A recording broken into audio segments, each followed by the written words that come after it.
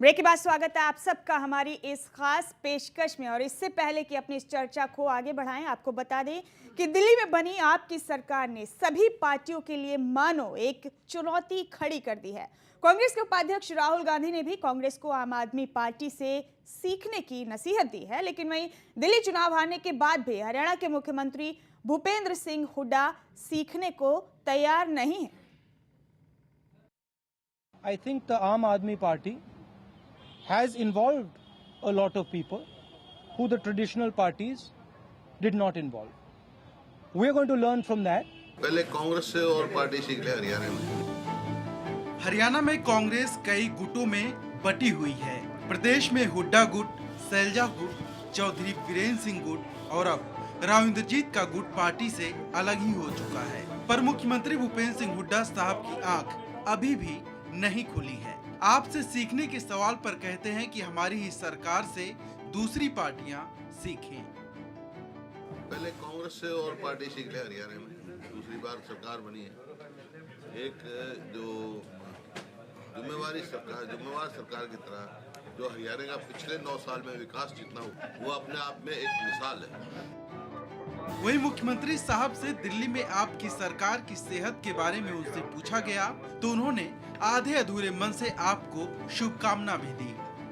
शुभकामनाएं हैं, अपना कराए, पूरा कार्यकाल पूरा करें। पार्टी की सेहत, जमीन घोटाले, तमाम मंत्री विधायकों पर समय समय पर लगते आरोपों से धूमिल होती जा रही है, लेकिन मुख्यमंत्री साहब अपने को हरियाणा में सबसे पाक साफ मानते हैं। खैर, मौसम धीरे धीरे चुनावी रंग में बदल रहा है, ऐसे में भला वो दूसरों से नसीहत कैसे ले सकते हैं। अंबाला से आशीष अग्रवाल, खबरें अभी तक।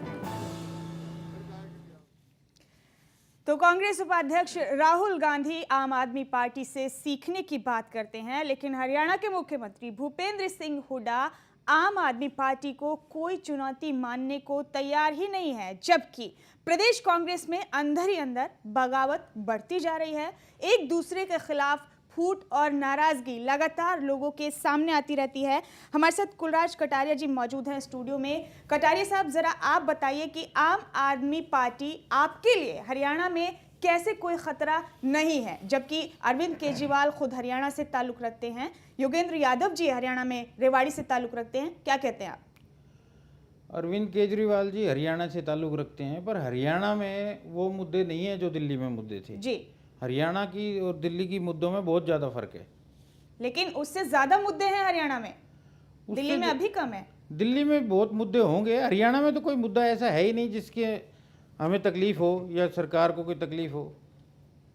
जी, लेकिन प्रदेश कांग्रेस के अंदर फूट और बगावत के सुर लगातार जारी हैं। कभी कुमारी शैलजा, कभी वीरेंद्र सिंह, कभी ईश्वर सिंह, कभी राव इंद्रजीत। इन सब चुनौतियों का पहले ही मुख्यमंत्री भूपेंद्र सिंह हुड्डा सामना कर रहे हैं। ऐसे में आम आदमी पार्टी का हरियाणा में आना कैसे कोई खतरा नहीं हो सकता है, ये बात समझ से बाहर है। अनिल राव जी का रुख जरा कर लेते हैं, इनालू से ताल्लुक रख रहे हैं। अनिल राव साहब, हरियाणा में अगर आम आदमी पार्टी आती है तो क्या रेशो होगा आपकी नज़र में?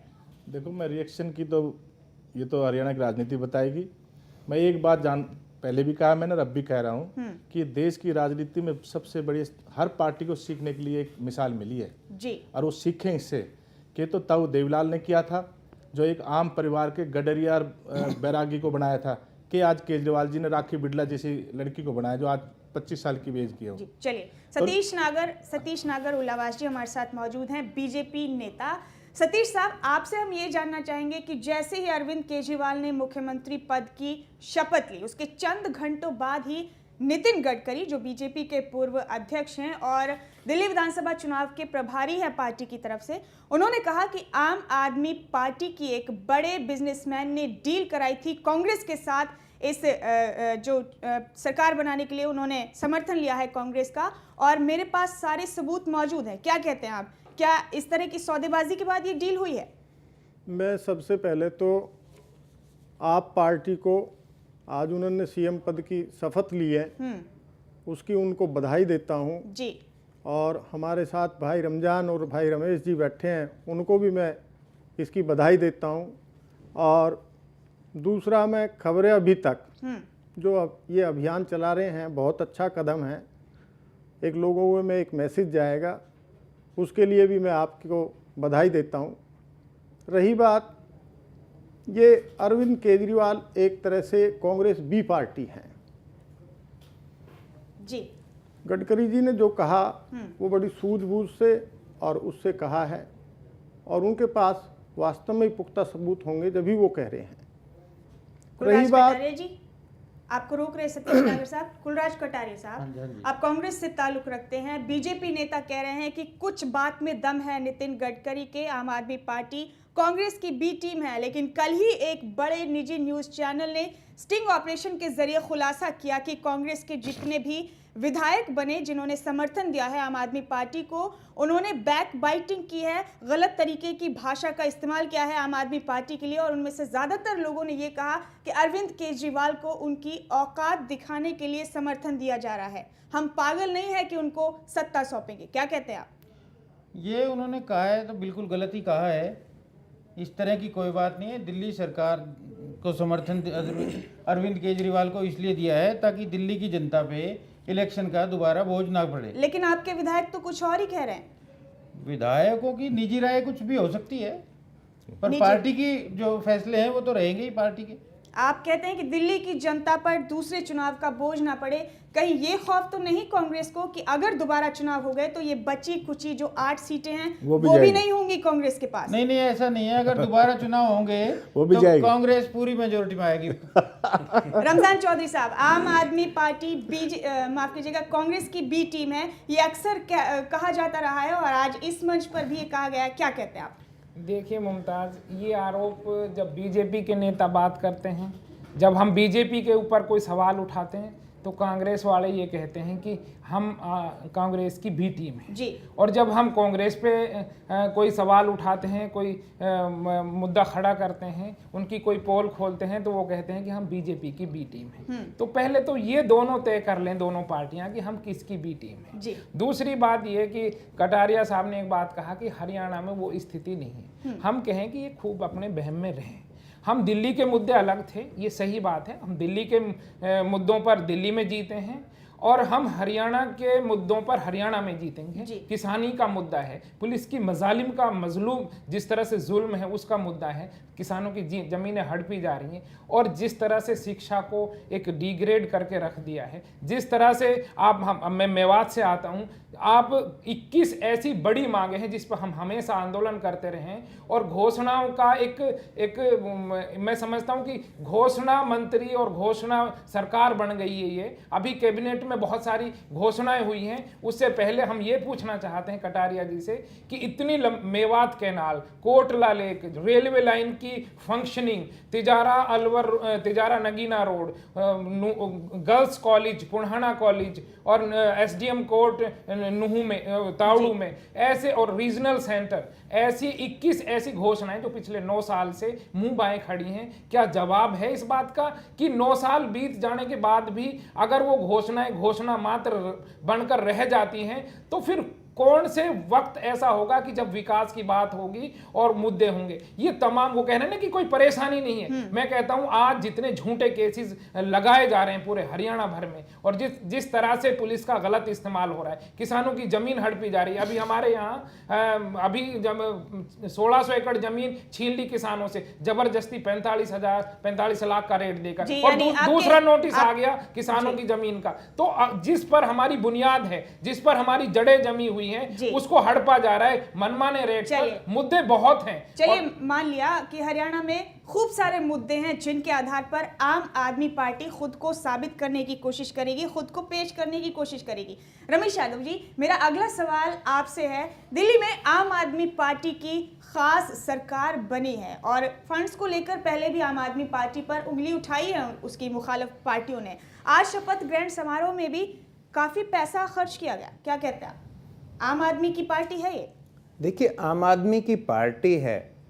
ये रामलीला मैदान में शपथ ग्रहण समारोह हुआ, उसमें आम लोग आए जी। जो अब तक के हमारे जो भी वहां पे अनशन चले हैं, वहां पे जो अरेंजमेंट रहा है वही रहा है, कोई स्पेशल नहीं हुआ है। ये रही बात इसमें खर्चा करने की, आम आदमी, इन्होंने कांग्रेस ने एक अपना वो निकाला था कि आम आदमी 5 रुपए में खाना खा सकता है एक टाइम। इनको दूसरे के 6 रुपए का खाना भी दुखता है। खुद वो 3-3 हजार रुपए की 3-3 अभी पानी माफिया का जो निकला है उसमें जल बोर्ड से शीला दीक्षित ने 3-3 करोड़ रुपए का डिनर किया है, वो इनको नहीं दिखाई देता, लेकिन वो रामलीला मैदान के जो टेंट लगे हैं वो इनको दिखाई देता है। जी, हमारे साथ यहाँ पर भाजपा नेता मौजूद हैं स्टूडियो में, वीरेंद्र कौशिक जी। वीरेंद्र कौशिक जी, आपसे हम ये जानना चाहेंगे कि आपका हरियाणा में बीजेपी के साथ अलायंस है, कांग्रेस की फूट की बातें लगातार सामने आती रहती हैं, लेकिन बीजेपी के अलायंस को लेकर भी बीजेपी के विधायक अनिल विज कभी भी ज्यादा खुश नजर नहीं आते हैं। रामविलास शर्मा जरूर इस अलायंस को मजबूती के साथ सामने रखते हैं कि ये अलायंस मजबूत है, लेकिन अनिल विज कहते हैं कि उन्हें लोकसभा के लिए 15 सीटें चाहिए, माफ कीजिएगा, विधानसभा के लिए 15 सीटें चाहिए और लोकसभा की 3 सीटें चाहिए। ना इत्तेफाकी है काफ़ी। ऐसे में क्या आपको नहीं लगता कि सारी पार्टियों में जो अंदरूनी कमियां हैं उनका फ़ायदा आप लेकर जाएगी हरियाणा में? नहीं, देखिए, सबसे पहले तो मैं आपके चैनल के माध्यम से आप पार्टी के नेता केजरीवाल जी को शुभकामनाएं देता हूं कि उन्होंने दिल्ली के अंदर सरकार बनाई है और जो वादे जिन मुद्दों को लेकर उन्होंने उनके 28 विधायक चुन के आए हैं उन वादों को वो पूरा करें। दूसरी बात, आज की जिस प्रकार से ये डिबेट है आप पार्टी के ऊपर, तो हरियाणा का जो परिदृश्य है वो बिल्कुल दिल्ली से अलग है। जैसे मेरे साथ जो बैठे हैं इंडियन नेशनल लोकदल के, कांग्रेस पार्टी के, इन सब बीजेपी के हमारे नेता बैठे हैं, वहाँ का परिदृश्य अलग है क्योंकि जो यहाँ ग्रामीण अंचल है हरियाणा के अंदर। कौशिक साहब, आप सभी को दिल्ली से अलग मुद्दे लग रहे हैं हरियाणा के। क्या यहाँ पर बिजली की समस्या नहीं है? क्या यहाँ पर अपराध नहीं होते? क्या यहाँ पर पानी की समस्या नहीं है? क्या यहाँ पर महिलाएं असुरक्षित नहीं है? ऐसा है, सबसे बड़ा मुद्दा क्या है कि दिल्ली के अंदर जो निवासी हैं, जो वोटर हैं, वो एक दूसरे के अगर 3 घर छोड़ के भी तीसरे को जानते नहीं है। यहाँ पर प्रभावित करने वाले, जो एक दूसरे को प्रभावित करने वाले, कई सालों से एक गांव के अंदर रहने वाले, कई सालों से एक मोहल्ले के अंदर रहने वाले आदमी हैं जो एक दूसरे को प्रभावित करते हैं। यहाँ पर एक आम आदमी पार्टी का सबसे बड़ा फैक्ट्री इसलिए नहीं चल पाएगी, उसका कारण है कि यहाँ पर इंडियन नेशनल पक्ष के मंत्री, विधायक, सीपीएस जेल के अंदर बैठे हैं, विपक्ष ओम प्रकाश चौटाला, अजय सिंह चौटाला जेल के अंदर बैठे हैं। तो पूरे हरियाणा की नजर सिर्फ एक तरफ जाती है गठबंधन के नेता कुलदीप बिश्नोई की तरफ, क्योंकि वो ईमानदार छवि के आदमी है, निष्पक्ष आदमी है, ऊर्जावान आदमी है। तो पूरा हरियाणा पहले ये देख रहा है कि भ्रष्टाचार को अगर कोई आदमी खत्म कर सकता है कुलदीप बिश्नोई, तो वो पहले आस लगाए बैठे। आम आदमी की आवश्यकता नहीं है। कौशिक साहब, जमीन पर कुछ काम करने पड़ते हैं, सिर्फ रथ यात्राएं कर लोगों का दिल नहीं जीता जा सकता। क्या ये मानते हैं आप? नहीं, मानने की बात है तो जमीन पर काम ही करते हैं कुलदीप बिश्नोई जी वो शख्स हैं जो सुरेंद्र सिंह और अजय सिंह चौटाला को भिवानी से हराया और अजय सिंह चौटाला को हिसार से हराया। और ये मैं ये भी कहता हूँ, नहीं, मेरी बात सुनिए आप मुमताज जी, आप जिस प्रकार से इन चैनलों के माध्यम से हमारी बातें भी आगे रखनी चाहिए। गठबंधन की जहां तक बात है, आप पार्टी के ऊपर डिबेट होने लग रही है और आपने सबसे पहले क्वेश्चन किया कि गठबंधन के ऊपर, ये सबसे ज्यादा जिस प्रकार से आप क्वेश्चन करते हैं गठबंधन टूटेगा नहीं टूटेगा, नितिन गडकरी जी कह चुके, सुषमा स्वराज जी कह चुके, राजनाथ सिंह जी कह चुके, बीजेपी का लीडर कह चुके, सब कह चुके, लेकिन फिर भी आप लोगों के माध्यम से क्वेश्चन पूछ किया जाता है गठबंधन टूटेगा, क्योंकि आम आदमी की चर्चा और गठबंधन की चर्चा थोड़ी है। अनिल राव साहब, इस मुद्दे पर हम बाद में आएंगे। आप क्या इत्तेफाक रख रहे हैं वीरेंद्र कौशिक जी की बातों से कि भाजपा बीजेपी का गठबंधन ही सिर्फ अब सामना कर पाएगा सियासी मुकाबले का, क्योंकि कांग्रेस और इनेलो तो दोनों ही उन्हें इस काबिल नहीं लग रही है?